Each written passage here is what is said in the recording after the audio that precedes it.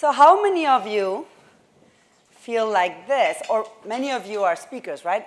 Felt like this when preparing for today's presentation? Raise your hand. Yep, I've seen it all.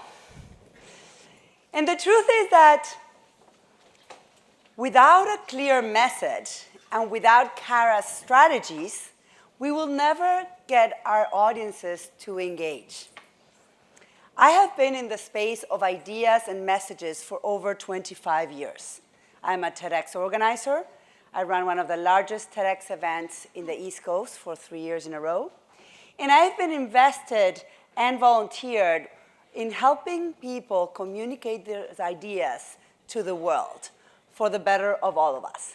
And I've seen that the one thing that gets in the way of ideas turning into movements, products, nonprofits, and organizations that can have an impact is lack of clarity in their message. And it was when I was a TEDx organizer and as a curator, my responsibility was to accept over 200 applications for our speakers to speak. How many of you have ever applied to a TEDx stage? Whoa, one. Did you get accepted? No. Did you get accepted? You haven't? You are? Yeah. We need to talk. We need to talk. So when I was a TEDx organizer, I didn't know this. It was something I was volunteering for because I'm so passionate about ideas. And I understood how hard it was for seasoned speakers and experts to explain their ideas in such a succinct way that a group of volunteer curators would capture their idea, fall in love with it, and book them to speak on their stage. Almost impossible. And I understood that clarity and understanding our audiences is at the core of delivering a message that engages with our audience. I believe that when I stand here on this stage, and when all of you, Pam and Kara and Deirdre and Elizabeth, all of you that stood on the stage today, whether you, the audience, knew it or not, you were taken on a journey. And it was a journey that if you were able to feel, like Deirdre explained this morning, and to engage your curious intellect, it was a journey where the speaker was successfully able to merge what I call the heart and the head. And when you merge the heart and the head, you can engage your brain and your emotional experience at the same time. Easier said than done, isn't it? That's what I've created a framework that I've taught over the last 5 years to hundreds of speakers. And I'm going to actually teach you this framework today. But before, I know it always happens, before I start, you're going to be wanting to take a picture of every single one of the slides I'm going to put up. I've seen it. And I don't want you to get distracted. So on your tables is these cards. You simply you can do it, sorry. You can do it now or later. But you can just put your name, and I will email you the presentation. So you don't need to take space in your phone. Oh, and by the way, yesterday I flew from Massachusetts. I had no voice. I arrived in San Francisco and I was talking like this to Deirdre. So I'm glad I have voice today. So I'm grateful for that.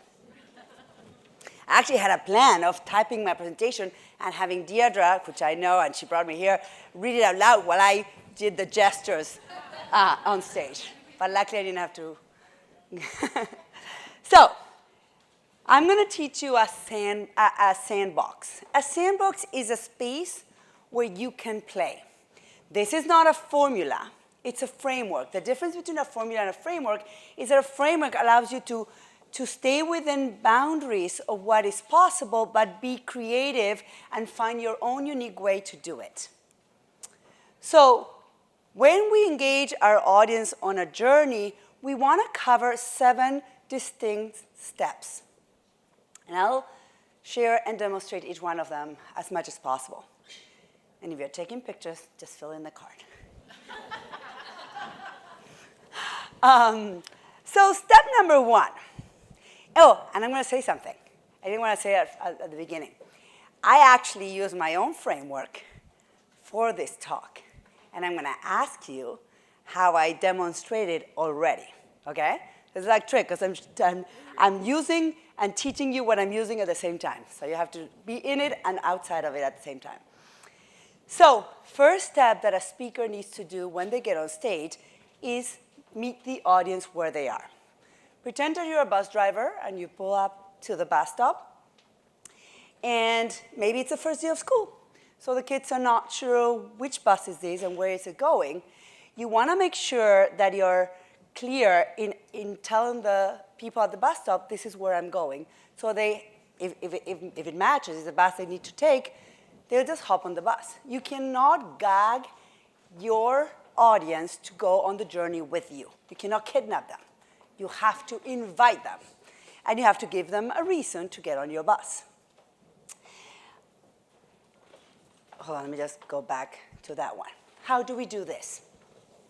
Well, I'm going to share two quick strategies. One strategy is asking a resonant question.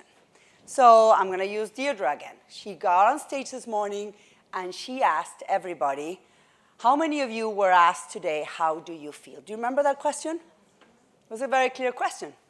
Immediately, she engaged you.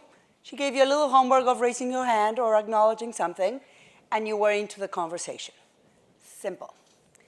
The other strategy that I love to share, and sorry for the cough, is a story. Now, storytelling is a tool in our conversation. When a speaker uses story, the story is not the talk. The story is a strategy that we use to make a point. At any time in a speaker's presentation, the main character, the most important element of your talk has to be the core idea, the idea that you want to give as a gift to your audience. And the story is what we use to relate that idea, to make it, to connect with your audience with that idea. And so one way to tell a story, I'm going to give you an example. I'm going to tell you a story. Yesterday, I got fired. I just got fired. I might get fired tomorrow. Which one of those three resonated with you the most? Yes, I got fired? I just got fired? Yeah. So here's the thing. When we tell a story, I did a couple things. I used 3 forms of verb, and I did not give you any context. So when we tell a story at the beginning of a presentation, you want to not give it a lot of context. You want to go to the crux of the story. Because it doesn't matter if I was working here or there, or if I have 4 children or 2. It doesn't matter. It's just I got fired. And the fact that when you tell the story in present tense, you get the audience or you get the other person to feel it with you. There's no lapse in your mind, because if you use present or past tense, it's not happening right now. So if you got fired yesterday and you're standing here, you must be fine. And if you're going to get fired tomorrow, maybe there's something you can do today. So it hasn't happened. But if it just happened, you're in the action. It's like a movie. So if you're telling a story, you want to go into present tense and at the crux of the story with the minimum context possible. And the other thing you don't want to do in the first step of your presentation is do the pleasantries, which is really an icebreaker for the speaker. Like, oh, thank you so much for having me today. My name is Dolores. I actually haven't introduced myself yet, right? Because that doesn't matter to the audience. What matters to the audience is you're sitting there, you have your phones on your desk, and you say, okay, do I care about what she has to say or not? And if I don't, I'll go get on my phone. And that's fine, right? Best use of time. Okay, let's pretend that I engaged you successfully. I asked you a question or told you a story that makes you feel like I have something that you want to hear. Next step is I need to tell you what I'm going to tell you. So what am I going to talk about? So what was my core idea that I shared at the beginning of the presentation? What did I say? What? I lost my voice? Clarity of message? Yes, and I used a very specific phrase. I used, I believe that when we have a clear message, we can engage our audience. I believe statement is a very easy, common way to do it. It works really well. You can use it very successfully. There's other ways to do it.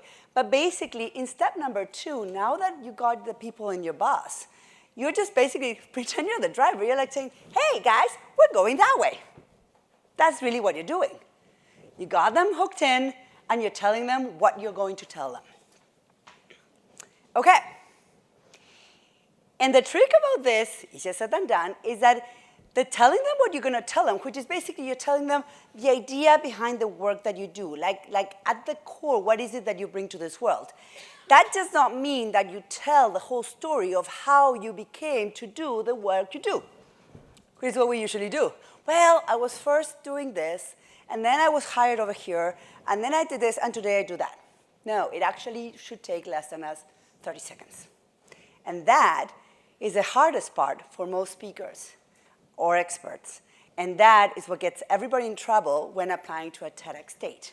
Because the first question someone will ask you, a TEDx curator will ask you when they are auditioning you for a TEDx, they're going to say, tell me about your idea behind your talk.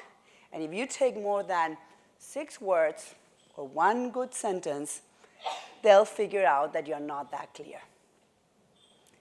Okay? Okay. Let's pretend that I hooked you in and that I told you what we're going to talk about.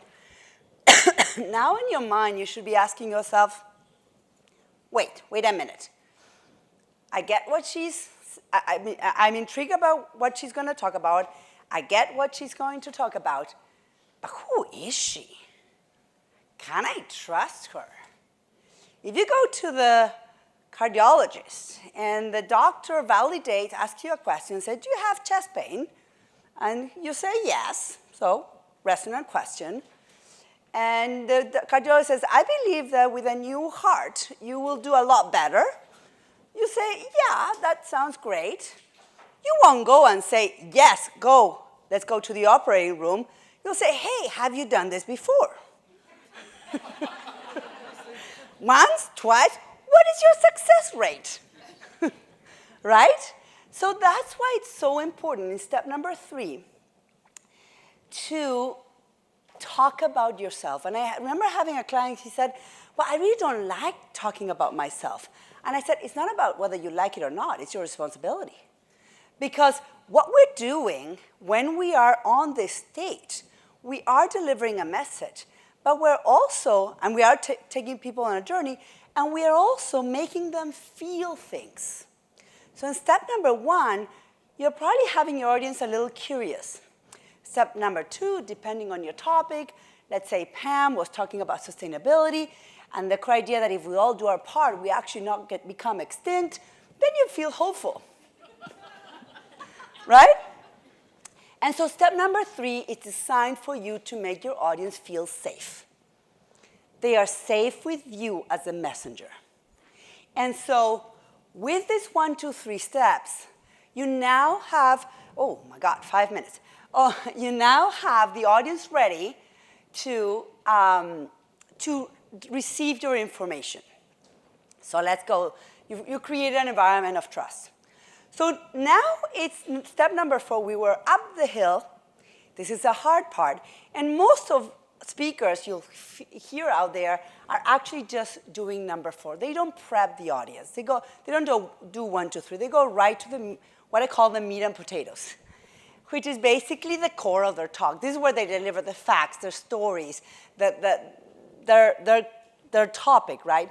And the way you want to do it so that you continue to engage the head and the heart is to wrap your data points with storytelling. For example, you say 10% of law firms are not respecting the sustainability standards. And then you tell a story. Pam did it beautifully with the example of the solar panel that they were doing it, right? So she wrapped a piece of information with an actual example that you can relate to. And therefore, you can remember it. So step number 5, I always say after we get to step number 4, now we go downhill. It's fast, it's easy. We can wrap this up in 2 seconds. So step number 5 is I'm going to remind you, when you use this framework, when you have a clear message, you can engage your audiences and have them take action. You remind them of the idea. You remind them of what you're telling them. Step number 6, and an important step, is the step where you begin to dream with your audience. Here's the thing. When you're delivering information, your audience, like many of you, are taking notes and listening. You haven't been able to digest this information enough to start dreaming of the possibilities that this can have in your careers. Having a good presentation and presenting effectively. So you start the dreaming stage for them so that before they go out of the room, before you stop speaking, you've already planted the seed of what's possible. Step number 7, now is when you ask them to take a specific action that will plant the seed and make it grow in them. So I believe, now I'm going back to the framework in my framework. So now I'm going to remind you of my idea. I believe that your message has power. What is possible if you use your words? Now I'm making you dream. And I'm going to ask you to fill your card, and I will send you this framework so you can use it for your next presentation. And you can leave your cards up here when you're done. Thank you.